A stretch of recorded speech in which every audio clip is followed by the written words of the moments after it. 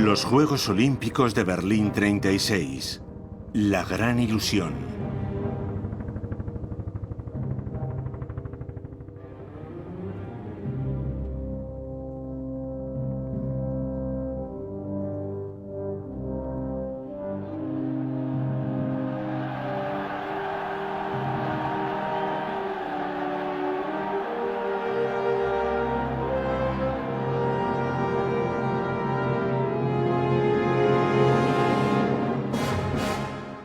El 1 de agosto de 1936 comienza la 11ª Olimpiada, organizada por Joseph Goebbels, ministro de propaganda del Tercer Reich. Su principal objetivo es glorificar a Adolf Hitler, que está decidido a poner en práctica lo que escribió en Mein Kampf, Mi lucha.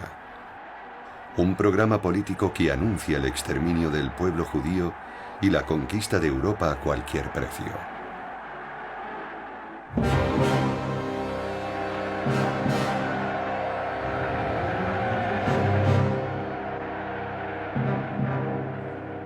Los Juegos contarán con una grandiosa puesta en escena que presentará a Alemania como una nación pacífica que respeta los principios de igualdad y fraternidad de la Carta Olímpica.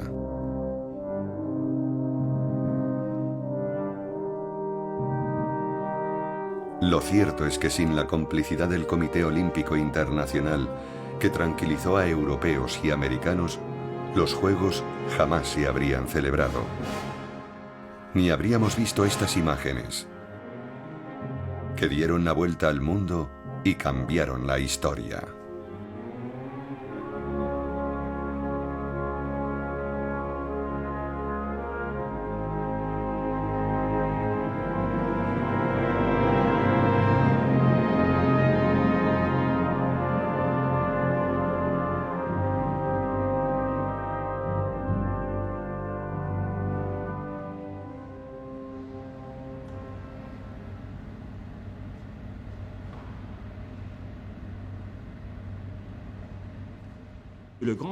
El gran organizador de los Juegos Olímpicos de 1936, cuyo objetivo era ensalzar a la Alemania de Adolf Hitler, fue Joseph Goebbels, el ministro de propaganda nazi del Tercer Reich.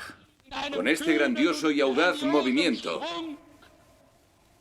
hemos expulsado a nuestros enemigos del país.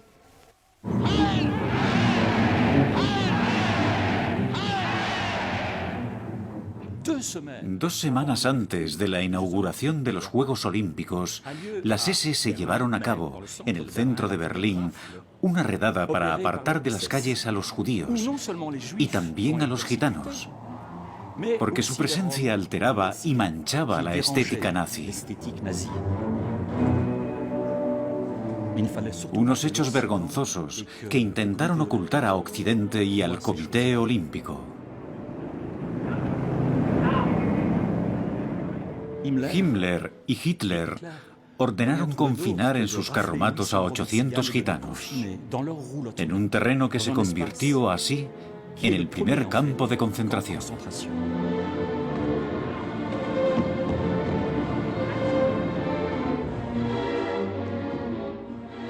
Los dirigentes de otras naciones callaron, como si se hubiesen puesto de acuerdo para no comprometerse.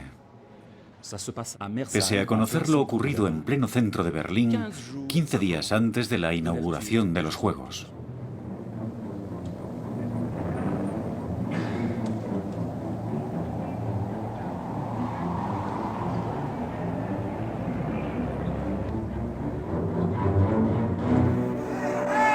Tras la promulgación en 1935 de las leyes raciales de Nuremberg, se crearon comités en todo el mundo para boicotear a una nación que violaba todos los principios de igualdad y fraternidad de la Carta Olímpica. Por las calles desfilaron asociaciones deportivas, sindicatos, grupos juveniles de todas las tendencias, intelectuales como los franceses André Malraux y Pierre Mendès France, y los atletas judíos de Estados Unidos, Norman Canners y Milton Green, se negaron a viajar a Berlín. Hubo un gran pulso entre las organizaciones que no querían ir a Berlín y el Comité Olímpico Internacional, que en mi opinión fue seducido por la disciplina, la meticulosidad y la manera de promover el olimpismo de forma grandiosa y teatral de la anfitriona de los Juegos, cuyos organizadores se dirigieron a los comités de todos los países para desactivar el boicot. No se preocupen, dijeron, respetaremos la Carta Olímpica, porque nuestros objetivos son pacíficos y pacifistas en todos los sentidos.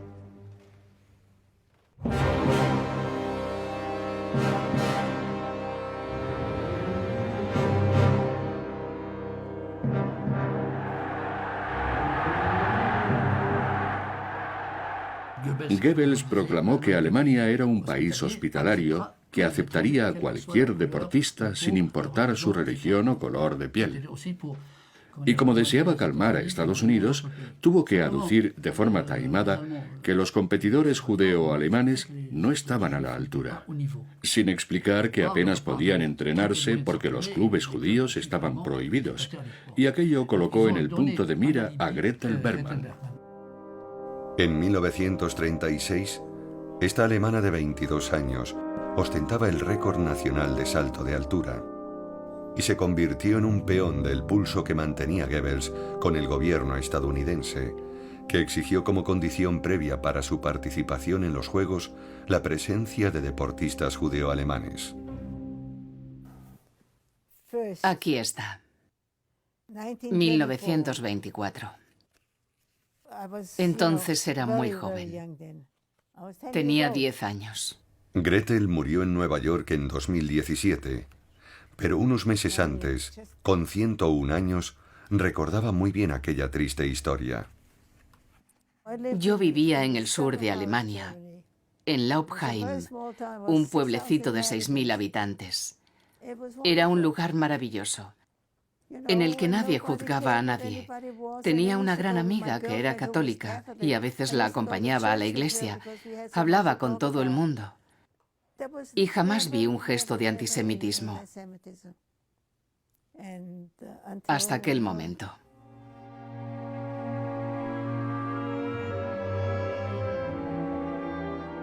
Mi padre tenía una fábrica cuya actividad principal era confeccionar pelucas para obras teatrales y también para muñecas. Tenía 125 empleados, pero los nazis se lo quitaron todo. Lo despojaron de todo.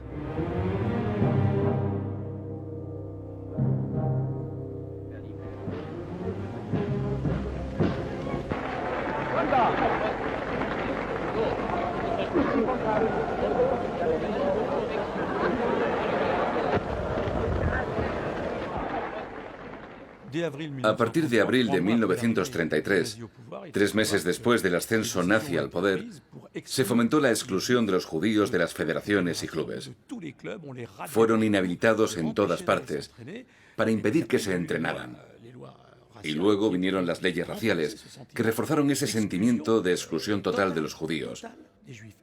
No se los quería en el deporte, así que ¿cómo iba a haber deportistas judíos en la selección alemana? Casi no había ninguno. Yo estaba entre las mejores atletas. Era muy buena en salto de altura, salto de longitud, en los 100 metros lisos y en el lanzamiento de peso y de disco.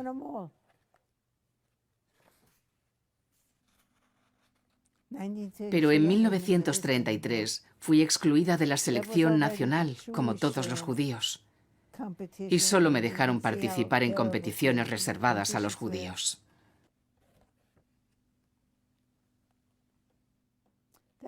Fue horrible ser relegada.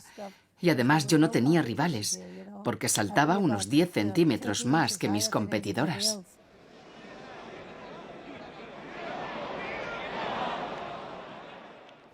Me aceptaron en la Universidad de Berlín.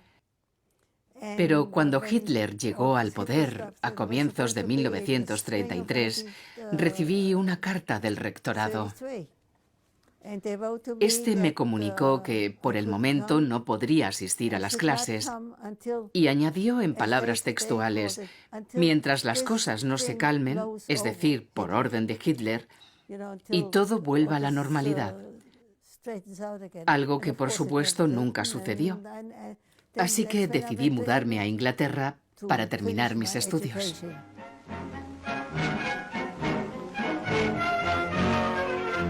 En los 80 metros vallas, una de las pruebas más esperadas, la victoria se decide por unos centímetros. Y Berman gana el salto de altura con una marca de 1,55 metros.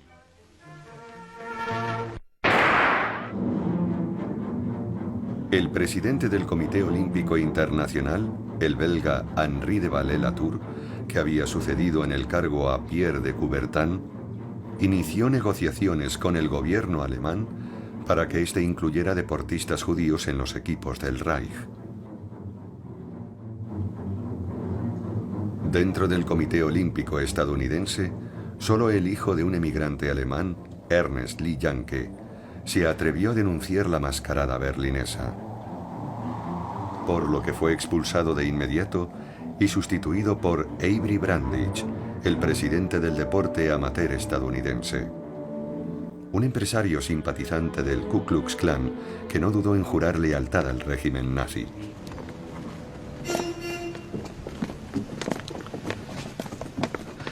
Bienvenido, señor Brandage. Gracias.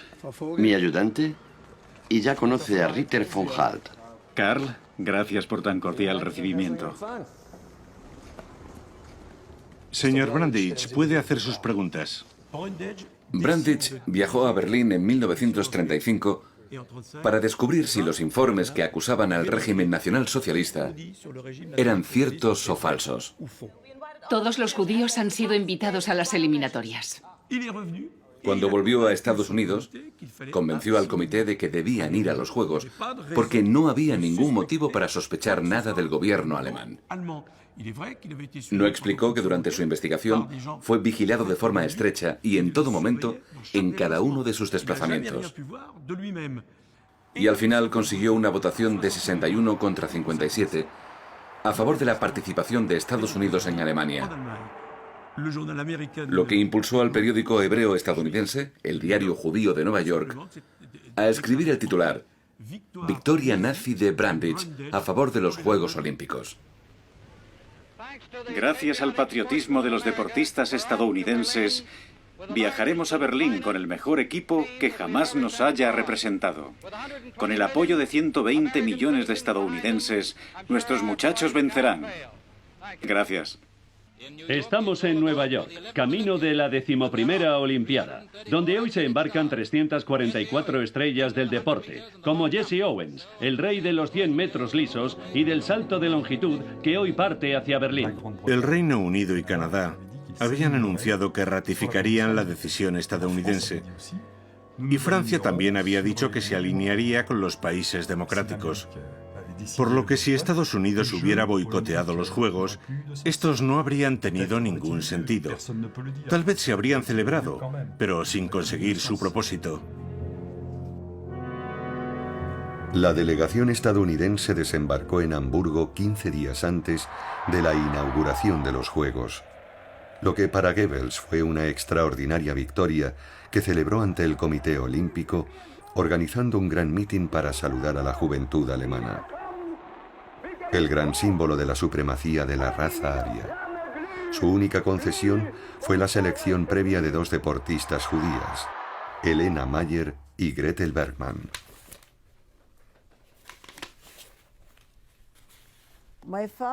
Mi padre fue a verme a Inglaterra y me pidió que volviera a Alemania.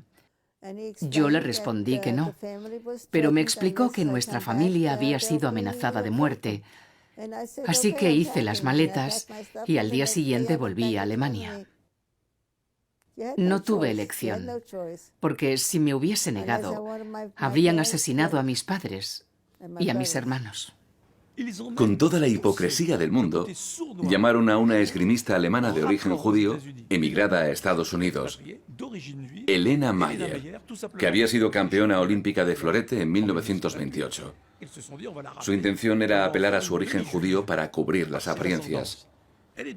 Y ella regresó por petición expresa de los dirigentes alemanes, y en especial del ministro del Reich, Hans von Sommer-Unnostein, un hombre que había declarado que unos juegos apolíticos eran inconcebibles y que todos los deportistas alemanes debían ser arios, lo que debió provocar que en Occidente se cuestionaran ciertas cosas. Mayer vino desde Estados Unidos para participar en los Juegos con el equipo alemán, luciendo la esvástica en su camiseta, y obtuvo la medalla de plata tras ser vencida por la húngara Ilona Elek. Una derrota tal vez buscada para evitar represalias. Por eso en el podio sintió la necesidad, para protegerse, de extender el brazo y hacer el saludo nazi.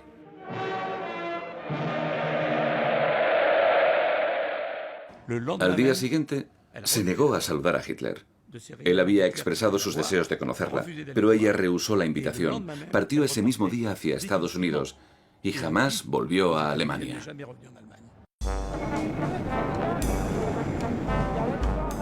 El objetivo de la campaña internacional era impulsar el boicot a los Juegos de Berlín y contrarrestar su falta celebrando unas contraolimpiadas, unos Juegos populares que tendrían lugar en Barcelona.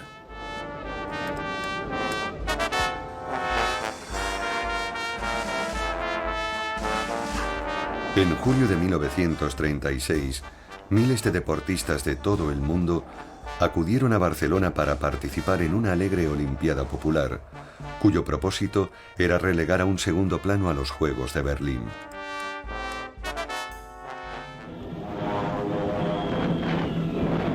Pero el proyecto fue frustrado, ya que el 18 de julio, 2 semanas antes del inicio de los Juegos de Berlín, la sublevación del general Franco y otros oficiales contra la joven República del Frente Popular sumió a España en una guerra civil. Decenas de deportistas, recién llegados a Barcelona, se unieron a las brigadas internacionales.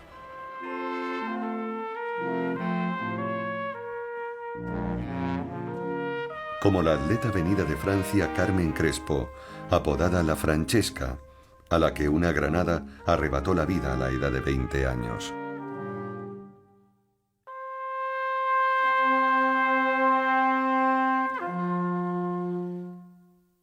El gobierno de Léon Blum fletó un barco para repatriar a los deportistas franceses, que pagaron los pasajes de su propio bolsillo. Francia era un gran símbolo del olimpismo moderno. Por eso la diplomacia alemana necesitaba que participase, porque su asistencia sería el factor clave que evitaría que los Juegos fueran boicoteados. Coubertin jugó un papel deplorable saboteando el boicot, lo que era previsible, ya que era un simpatizante declarado del Tercer Reich y sobre todo de Hitler, ese gran espíritu constructor de nuestro tiempo. Así lo definía Coubertin, ese gran espíritu constructor. Tengo la impresión de que toda Alemania, desde su líder hasta el más humilde de sus colegiales, desea fervientemente que los Juegos de 1936 sean los más bellos jamás celebrados. Tuvo una enorme influencia como fundador del olimpismo en la lucha contra el boicot, y a él se unieron Brandich y otros miembros del Comité Olímpico Internacional que argumentaron que el boicot era un invento comunista financiado por los judíos. La izquierda, y en particular el Partido Comunista, obtienen la mayoría en la Cámara con 378 escaños. El 9 de julio de 1936, unos días antes de la inauguración de los Juegos de Berlín, hubo un turbulento y agitado debate en la Cámara francesa entre los diputados que estaban a favor y en contra del boicot. El comunista Florimond Bond denunció que Alemania violaba de forma constante los valores de las Olimpiadas, ya que éstas representaban la igualdad de razas y religiones, y que las leyes nazis infringían de forma flagrante el espíritu olímpico. Pues bien, a pesar de eso, todos los diputados comunistas se abstuvieron en la votación, y casi todos los demás diputados, más de 570, aprobaron la dotación presupuestaria de 1 millón de francos. Solo uno votó en contra, Pierre Mendès France, porque sabía muy bien lo que estaba ocurriendo. El Frente Popular sopesó el boicot, pero al final se negó a apoyarlo. Algo que hizo movido por el pacifismo imperante, por el llamado espíritu muniqués, que culpaba de todo a los estadounidenses y sus aliados, y porque su recién formado gobierno compartía con Alemania algunos conceptos relacionados con la salud. El Frente Popular acababa de llegar al poder, había establecido las vacaciones pagadas y promovía la vida al aire libre y el ejercicio físico. Y muchos franceses, incluidos los izquierdistas, admiraban la forma en que Alemania se había recuperado gracias al deporte y a sus éxitos en las competiciones. Regenerar la raza, uno de los lemas de Coubertin, era un concepto que el pueblo compartía. Léon Blum dudaba de las alianzas y no quería que Francia se enfrentara sola a Alemania. Queremos recuperar, todos juntos, la confianza de la Europa pacífica en sí misma y recuperar la confianza de la Francia trabajadora en sí misma. Ningún gobierno se atrevió a decir «no iremos a Berlín», que era la única forma de combatir a Hitler. Repetir la frase del escritor alemán Heinrich Mann: «No iremos a Berlín a competir con los gladiadores de Hitler», porque los Juegos representaron un extraordinario triunfo que aceleró la marcha hacia la guerra. En 1914 nos movilizamos por la guerra y el 1 de agosto de 1936 nos movilizamos en Berlín por el deporte y la paz. Comienzan los Juegos Olímpicos y el Führer y el cuerpo diplomático hacen su entrada. Francia.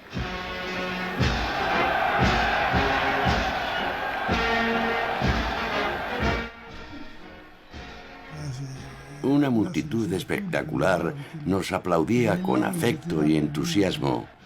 Fue algo indescriptible.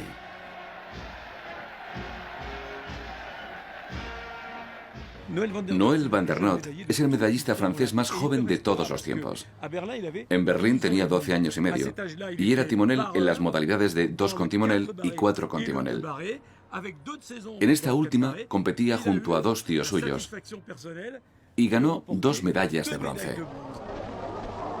Los remeros franceses habían logrado clasificarse para la final de 4 y se enfrentaron a los equipos de Alemania, Suiza, Holanda, Dinamarca y Hungría. Alemania se impuso a Suiza tras una reñida lucha y el equipo francés quedó en tercer lugar. Fue el deportista más querido en la Villa Olímpica. Todos se querían fotografiar con él y fue portada en los periódicos de todo el mundo. Pero lo más significativo es que cuando volvió a Francia, aquel muchacho dijo a sus familiares: «Han sido unos juegos grandiosos y fantásticos, pero os digo una cosa, dentro de poco habrá una guerra».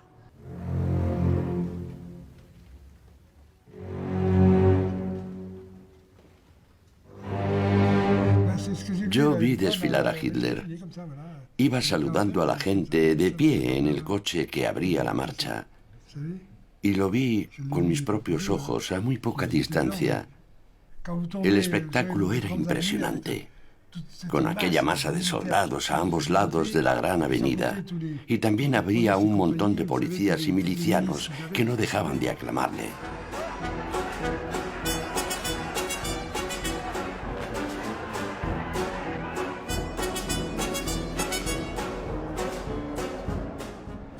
Las calles estaban llenas de banderas nazis y reconozco que sentí miedo al pasar entre ellas. Fue un desfile impresionante, espectacular, aunque en algunos momentos me asusté un poco porque tuve que permanecer mucho rato inmóvil rodeado de soldados y policías. Pero fueron muy amables. No pudimos recibir una mejor acogida.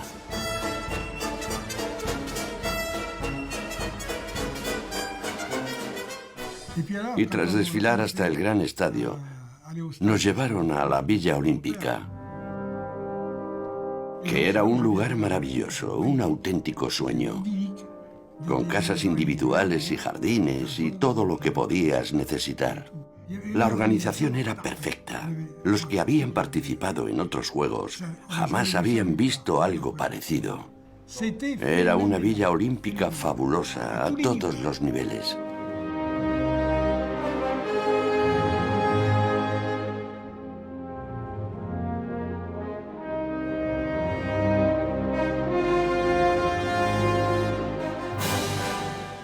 El Estadio Olímpico me impresionó mucho. Era gigantesco y estaba en una gran explanada decorada con hermosas estatuas de la antigua Grecia. Los nazis estaban enamorados de la Grecia clásica. Les encantaba.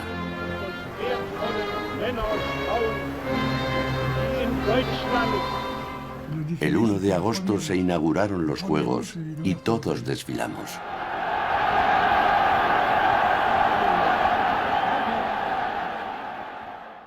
Hitler pasó ante nosotros con todo su séquito, con Goebbels y Rudolf Hess, con Goering. Y tras ellos iban los altos funcionarios del Comité Olímpico y los líderes de las naciones. Yo miraba a todos sin saber qué hacer, porque habían cambiado el orden a última hora. Y al final desfilé detrás del abanderado. Todos sabíamos que íbamos a vivir un momento muy emotivo. Y cuando por fin nos tocó el turno y entramos al estadio, los aplausos y aclamaciones fueron creciendo, creciendo y creciendo.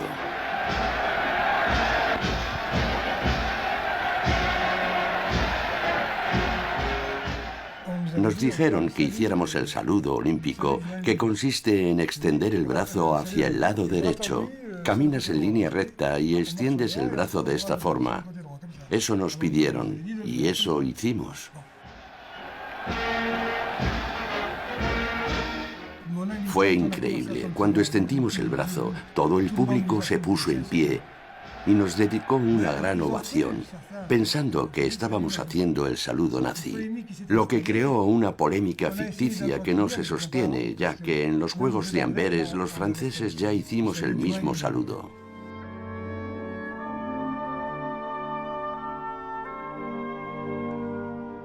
En aquel momento no nos dimos cuenta, porque estábamos viviendo un momento grandioso y colosal, algo que nadie había visto antes.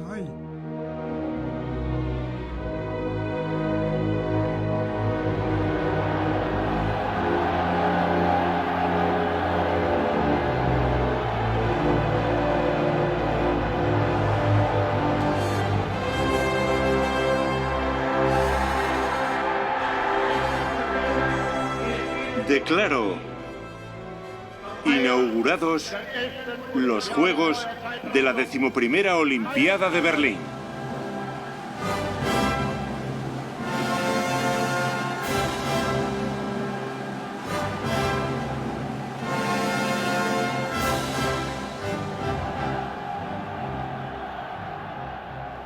Las imágenes atestiguan que los Juegos de Berlín fueron un extraordinario evento, con una puesta en escena calculada, programada y perfectamente ejecutada. El equipo nazi, encabezado por Goebbels, adornó aquel gran espectáculo de masas con una estética grandiosa y sincronizada. Hizo que el dirigible Hindenburg sobrevolara el estadio y que la iluminación, la música y los cánticos se integraran con el disciplinado público alemán. Y debo reconocer, aunque me duela, que Goebbels fue un genio de la escenificación, porque supo ver que la oratoria, la puesta en escena sonora y los gritos de la multitud eran el medio perfecto para fascinarnos a todos. Y así, día tras día, pudimos ver a 100.000 alemanes con el brazo extendido, gritando al unísono «Heil Hitler», para que el mundo entero lo escuchase. Saludemos al Führer.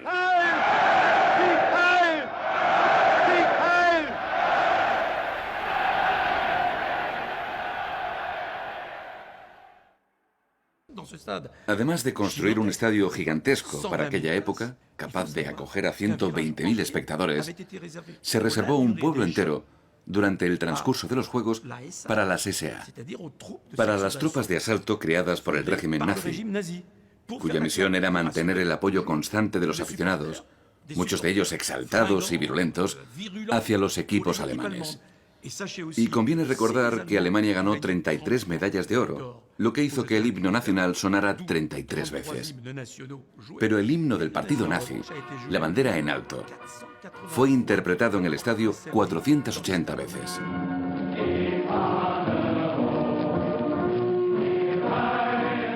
Cada vez que un alemán ganaba una eliminatoria, se cantaba el himno nazi.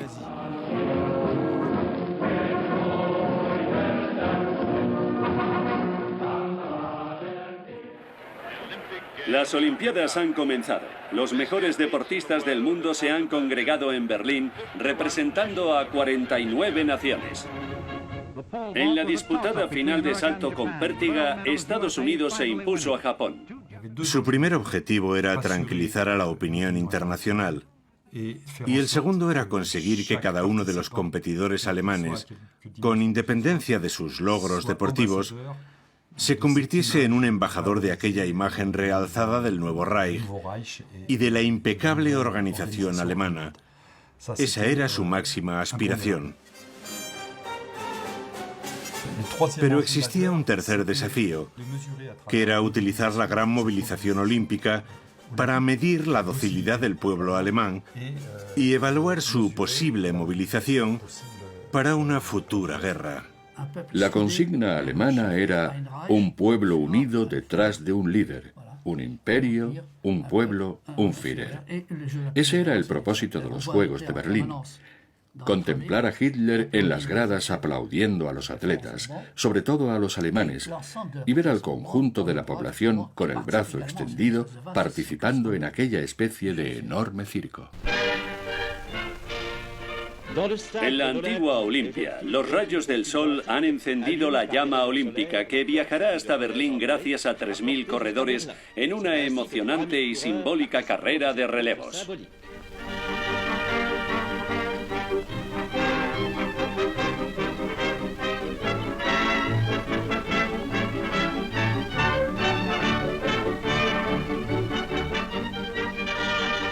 En la entrada a la Acrópolis, la llama pasa bajo las banderas de las naciones que participarán en la 11ª Olimpiada. El creador del periplo de la llama olímpica fue un dignatario nazi, Karl Diem. A este antiguo atleta le encargaron la creación de un impactante símbolo para los Juegos, y a él se le ocurrió la genial idea de que la llama se encendiese en Olimpia y viajase hasta Berlín.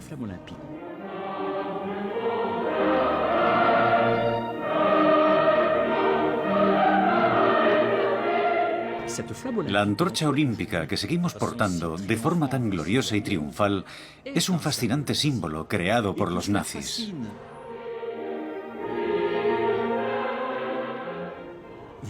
El gran psiquiatra Wilhelm Reich, en su obra Psicología de masas del fascismo, explica cómo las masas, incluso las más cultas, se sienten fascinadas, subyugadas y seducidas por símbolos poderosos. Por la unidad, el triunfo y la victoria. Logros muy valorados por los antiguos griegos y romanos, que los alemanes supieron magnificar a través de una estética espectacular, de un discurso filosófico y, por supuesto, de la propaganda. Y el problema es que todos los países occidentales de aquella época cayeron en la trampa. No reconocieron al diablo. Esta de aquí soy yo, junto con mi equipo. Recuerdo que participé en una competición a finales de junio, donde había muchas personas que conocía desde hacía años, y todas apartaron la mirada. Cuando me dirigí a la zona de salto de altura, uno de los oficiales se acercó a mí. Había sido miembro de mi antiguo club, y me conocía tan bien como yo a mí misma. Pero me ignoró por completo y ni siquiera me saludó. Yo no existía para él. Todas las chicas de mi equipo se sentaron en un extremo y me dejaron sola en el otro. Había un ambiente espantoso. Nunca imaginé que viviría momentos tan terribles. Yo salté 1,60 m, que era el récord alemán, un mes antes de los Juegos. Pero poco después me enviaron una carta comunicándome que no podía ser seleccionada por la mediocridad de mis últimos resultados.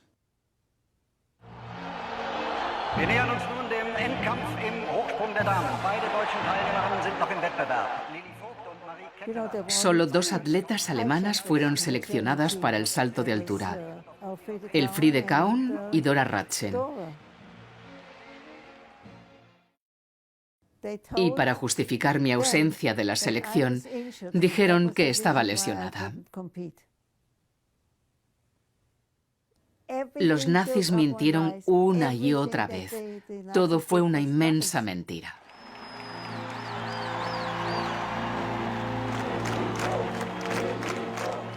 Mis marcas fueron borradas de los registros deportivos, y mi nombre también, pese a que fui la primera atleta alemana que saltó 1,60 m.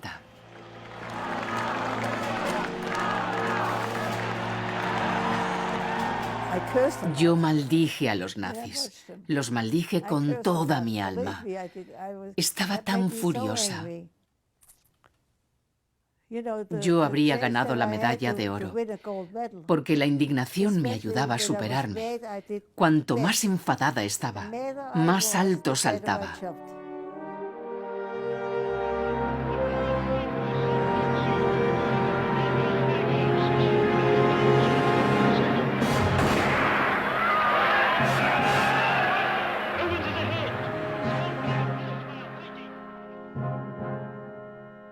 Mi victoria habría sido un enorme insulto al orgullo nazi. Si hubiese demostrado que una atleta judía podía ganar una medalla de oro en una Olimpiada, mi vida habría estado en peligro. Pero si hubiese fracasado, habría sido el hazmerreír de los Juegos. Habría salido perdiendo en ambos casos.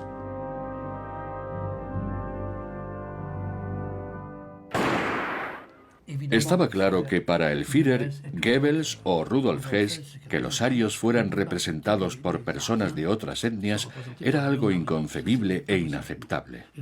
Por eso se ensañaron con Helena Mayer y Gretel Bergmann, pese a que ellas se consideraban primero alemanas y después judías. Por eso jugaron tan sucio. Pero las artimañas nazis no pudieron evitar que la atleta judía húngara Ivo Jacek se alzase con la victoria y que la alemana Dora Ratschen quedase en cuarto lugar. Un puesto que fue eliminado del palmarés 2 décadas después, cuando se demostró que biológicamente era un hombre. Yo me enteré de aquello en los años 60, en 1960. Todas pensábamos que era una chica bastante extraña, pero nunca supuse que pudiera ser un hombre. Los nazis querían una medalla, que al final Dora no consiguió. Y sabían que si yo apreciaba en algo mi vida, mantendría la boca cerrada. Ese fue el motivo de que Dora, o como quiera que se llamase, compartiese mi habitación antes de excluirme, porque los nazis sabían que si yo hubiese sospechado algo, jamás habría dicho nada, y querían que aquel hombre ganara una medalla. Por eso lo seleccionaron.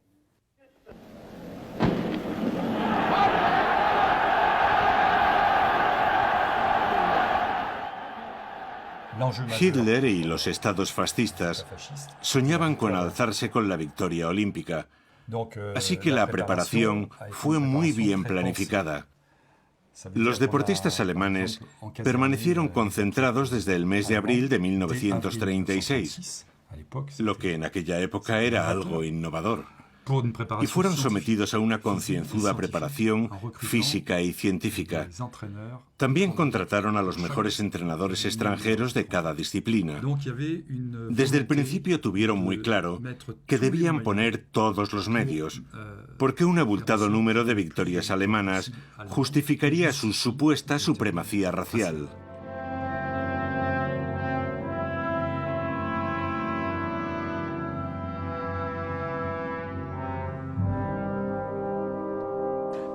Hitler encargó a la reputada cineasta Leni Riefenstahl una película sobre los Juegos, que es una auténtica obra maestra.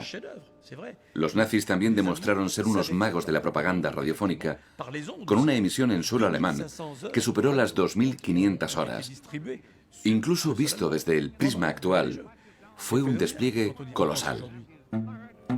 En Olimpia, los dioses del estadio, Leni Riefenstahl magnificó la concepción estética de la Olimpiada nazi. Utilizó decenas de cámaras y planos revolucionarios e hizo ensayar a los atletas antes de los Juegos para crear un grandioso espectáculo que deslumbrara a las masas. Durante los Juegos también se probó una nueva cámara, capaz de transmitir imágenes en directo a varios cines de Berlín. Leni Riefenstahl explicó en una de sus cartas que la única directiva que le dio Joseph Goebbels fue que no incluyera en la película a demasiados deportistas negros. Hablar de los atletas negros estadounidenses era un tema espinoso, que los nazis intentaban sortear refiriéndose a ellos como ayudantes africanos, para no decir la palabra negro. Jesse Owens aguarda en la salida junto al holandés Osendarp y el estadounidense Metcalf. Jesse realiza una salida fantástica y adquiere una ventaja de 2 metros. Su compatriota remonta, pero no consigue alcanzarle. Owens termina primero, Metcalf segundo y Osendarp tercero. Me llena de felicidad haber ganado los 100 metros en los Juegos Olímpicos de Berlín, en un estadio y una ciudad deslumbrantes. Jesse Owens fue el mayor símbolo de los Juegos. Un dardo con una punta muy afilada que hizo estallar el globo de la supremacía racial nazi. Ganó 4 medallas de oro en 4 de las disciplinas principales. Y pese a ser un atleta superdotado, no fue a Berlín a demostrar nada. Fue a competir con los más grandes, en plena forma y con una mente abierta y generosa. El 4 de agosto por la mañana, Jesse Owens saltó a la pista para participar en la eliminatoria de salto de longitud. Disponía de 3 intentos y debía superar los 7 metros 15 centímetros para poder participar por la tarde en la gran final. Jesse examinó la pista y sobrepasó el punto de batida, ignorando que el comisario había levantado la bandera para indicar que era el primer salto.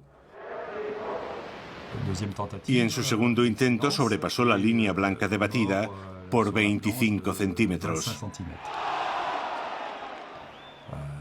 Si fallaba en el tercer intento, no podría participar en la final, pese a ser el favorito y el récordman mundial. Y entonces el alemán Lutz Long, que era su máximo rival, le sugirió que diera un paso atrás antes de comenzar a correr para aumentar el margen en la línea de batida y así evitar pisar la tabla y quedar eliminado. Y Jesse Owens hizo caso a Long y retrocedió un paso.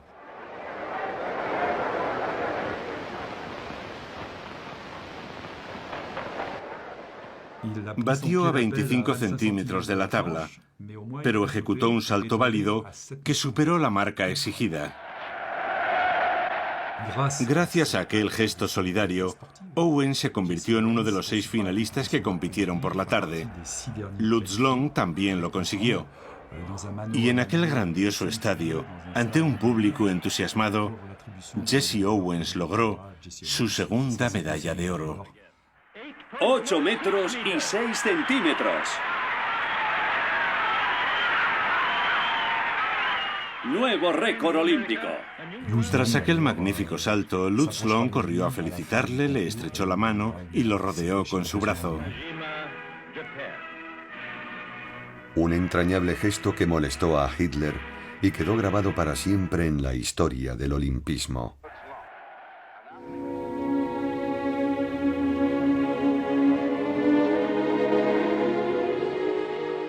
Años después, Lutz fue enviado a Italia para luchar contra los aliados. Pero ambos siguieron siendo amigos, como muestra esta última misiva. Querido Jesse, tengo el presentimiento de que esta será mi última carta. Por favor, cuando acabe la guerra, viaja a Berlín para ver a mi hijo. Explícale quién era su padre y cuéntale cómo dos hombres de distintas patrias pueden convertirse en amigos. Tu hermano, Lutz Long.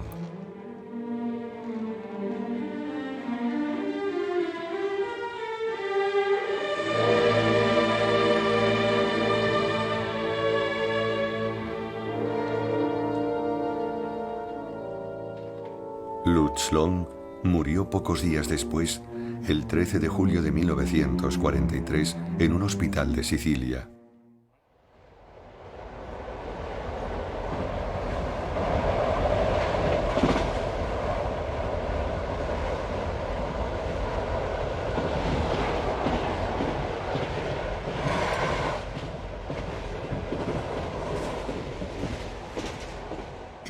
Cuando volví a casa y la gente del barrio me dijo, cuéntanos qué viste allí, yo contesté a todos que va a haber una guerra.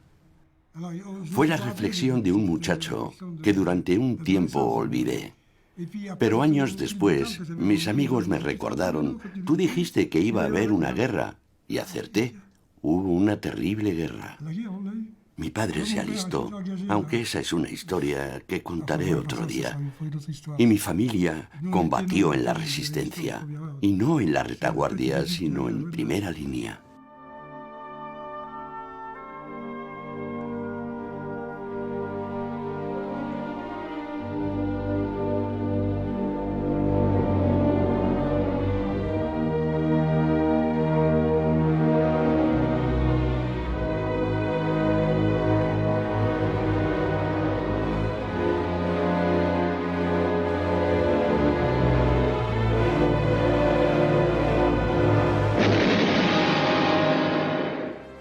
Yo sueño con que la gente termine erradicando las guerras.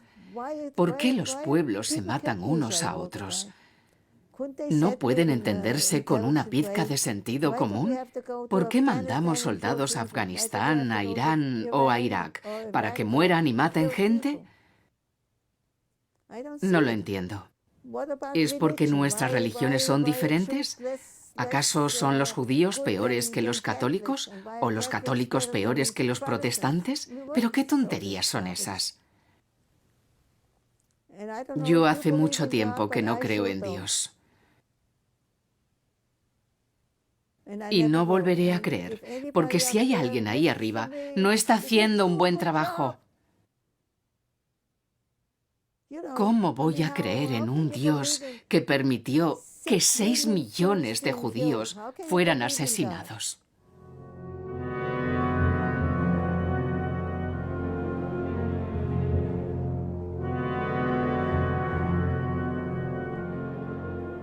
Yo comparto la idea de que si los Juegos de Berlín hubieran sido boicoteados o incluso saboteados por los países democráticos, la faz del mundo habría cambiado.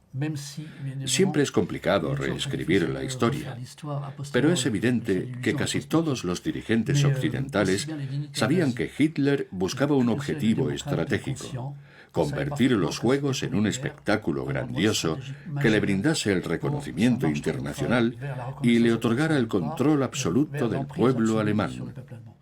Y así ocurrió. Los Juegos Olímpicos de Berlín, como dijo el filósofo francés Vladimir Yankelevich, se convirtieron en una apoteosis monstruosa del hitlerismo, en una misa negra nazi en toda regla.